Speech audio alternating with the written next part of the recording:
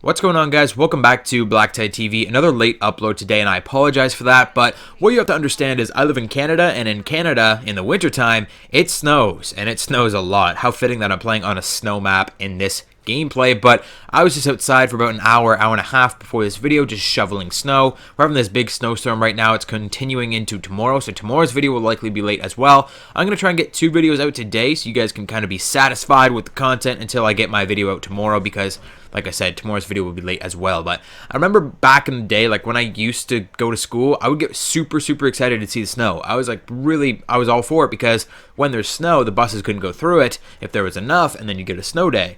Never again. I will never again be excited to see snow in my life. If you've ever wondered, if you're a Skyrim fan, any Skyrim fans in the house, if you've ever wondered why the Nords in Skyrim are always jacked as fuck, it's probably because they spend almost every waking moment shoveling fucking snow. Anyways, today I've got my Xmas Noob guide for you guys for Infinite Warfare. So I've picked 3 weapons, 3 perks, 3 combat rigs, 3 score streaks, and 3 game modes that are ideal for those players new to Infinite Warfare. So if you have not played Infinite Warfare, or maybe you just got Infinite Warfare, you're finding it a little bit difficult, I've picked out this selection of items for you guys to get your feet wet, broaden your horizons. I haven't just picked the most overpowered items. I haven't just picked the items that you can use from level 1. These are items that are spread few and far apart all the way across your leveling system, but these are the items that you're going to have the best time with when you're new to the game. Like I said, this is for getting your feet wet. So you use these items, you play these game modes, and it will kind of give you a sense of what your strengths and weaknesses are, and then you can go from there and build on your character. These are pretty easy to use from the very beginning. That's what the whole point of this video is helping you guys to get a foot in the door in the Infinite Warfare multiplayer experience. Now, if Infinite Warfare isn't your thing and you're more of a Modern Warfare Remastered player, I did make a list similar to this, a little bit more simplified, as Call of Duty has evolved over the years. Back in the COD 4 days, we only had weapons, perks, and game modes to choose from, so I had made a list of the best items for the Christmas noobs over there. So that one will be linked in the description down below and card in the top right corner. In this video, like I said, we're doing it a little bit more in depth because Call of Duty has evolved and we now have to talk about combat rigs and customizable score streaks and all that other kind of crap. So getting started on this list, let's talk weaponry. First up, the weapon that you see me using in-game is the NV4, an assault rifle. It's the very first assault rifle that you unlock. You don't even have to unlock it. It's just given to you at level 1. It is one of the best assault rifles in the entire game because it's so easy to use. The ease of use in this weapon is what attracts so many players to it. There's generally a weapon like this in every Call of Duty game, a weapon that does most of the work for you. So this weapon has very high accuracy, a very consistent damage over range. It's just very powerful, and you can use it in almost any situation. So it's very easy to use, and that's what's great about it for Christmas noobs. So definitely check out the NV4. It's easily one of the best guns in the entire game, and you're missing out if you're not using it. The next weapon I have for you guys is a sniper rifle, the KBS Longbow. Now, in my Modern Warfare Remastered Christmas Noob Guide, I suggested a sniper rifle to you guys because sniping is so important in that game. It's historical. It's one of the best sniping Call of Duties of all time. In this game, it's kind of the opposite. It's very difficult to snipe in this game, and if you guys want to get your feet wet in the sniping community, you're definitely going to have to start with an easy-to-use sniper rifle. The sniping in the beta in this game was great.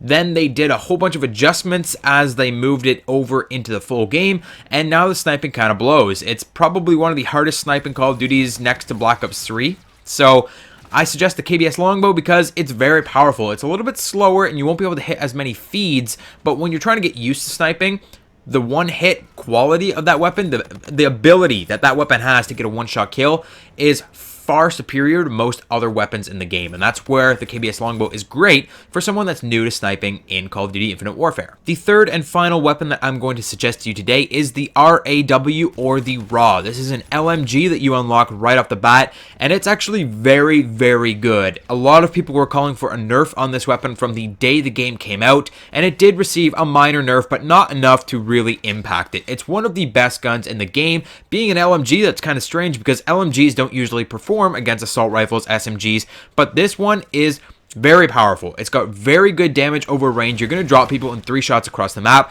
Plus, it gives you the experience with an energy weapon. It's an energy weapon. It's a brand new thing that they have in Infinite Warfare. So it shoots lasers, and there's a bunch of weird kind of niche things that happen with energy weapons in this game. So using this LMG and still being able to crush people, you can actually get some experience with the energy weapons, kind of figure out what they're all about, while keeping up your KD. Next up on the suggestion list, let's talk perks. I've picked 3 perks, and normally I would pick a perk 1, 2, and 3, but the perk 2s in this game are trash. They're not good unless you're using them in a very specific circumstance. So I've actually picked 2 perk 1s and a perk 3, and I highly suggest you throw perk 1 greed on and use both of these perk 1s together. So the number 1 perk that you need on your class at all times in Infinite Warfare is Ghost. Ghost is incredibly overpowered in this game. You can stand still and still be hidden from UAVs. Use Ghost, people. Number 1 perk in the entire game. I actually suggest that you use a permanent unlock token when you prestige your first time and purchase Ghost. So Ghost, best perk in the game. Second perk that I highly suggest is Dexterity. It's also a perk 1.